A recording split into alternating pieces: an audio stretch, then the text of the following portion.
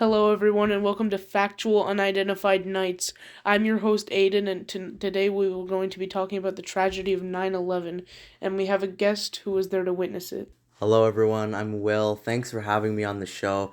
And I was in the World Trade Center during the attack. I was 14 at the time, but now I'm 38, and I have a bit of a better understanding of the severity and truth of the incident. Will, I have a few questions if you don't mind answering. Yeah, of course. I'm open for any questions. What would you like to ask?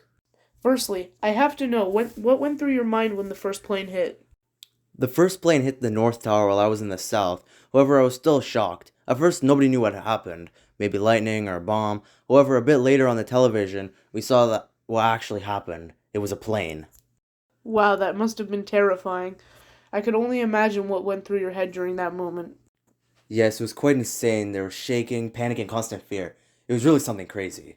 Yeah, I bet it was crazy. People would be mad not to be scared. However, I do wonder, who helped or supported you during that time? My father was there, and to be honest, he was the only reason I'm even here at this point. He helped guide me and everyone listening to him outside the building to safety. That's great.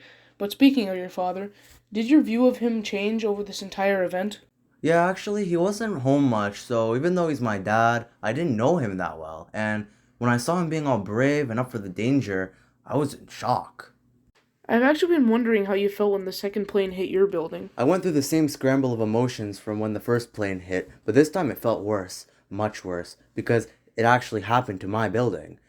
It was seriously just an insane realization that I couldn't escape. It felt like the hell that was across from us just jumped over here. Wow, that sounds crazy. I just am so amazed and petrified of how intense this entire thing actually was. But hearing it from such a different perspective really got me wondering if any interesting things actually happened on your way down. Well, actually, there was a lot of rubble and, of course, the fire. However, after we got past the fire, we heard calls for help and we found a small Asian woman stuck under a filing cabinet whose name ended up being Ting. Her leg and head were severely injured, so we actually had to carry her all the way down the tower with us. Wow, you guys definitely did something very special that day. It's actually one of the most impressive things I've heard in a while. My most impressive story is running 6 or 7 miles in Wii Sports. Wait. I just remembered that I never asked you how you got into this situation in the first place. Oh yeah, well, it was the first week of high school and it was take your kid to work day, and I actually didn't want to go because I thought it would be boring. But then all of that stuff happened, and honestly, back then I never would have expected any of this to unfold.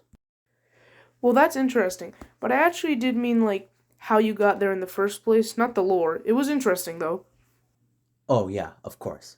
We went to the train station, hit a few stops, picked up some of my dad's friends, left them at their stops, and then it was our stop.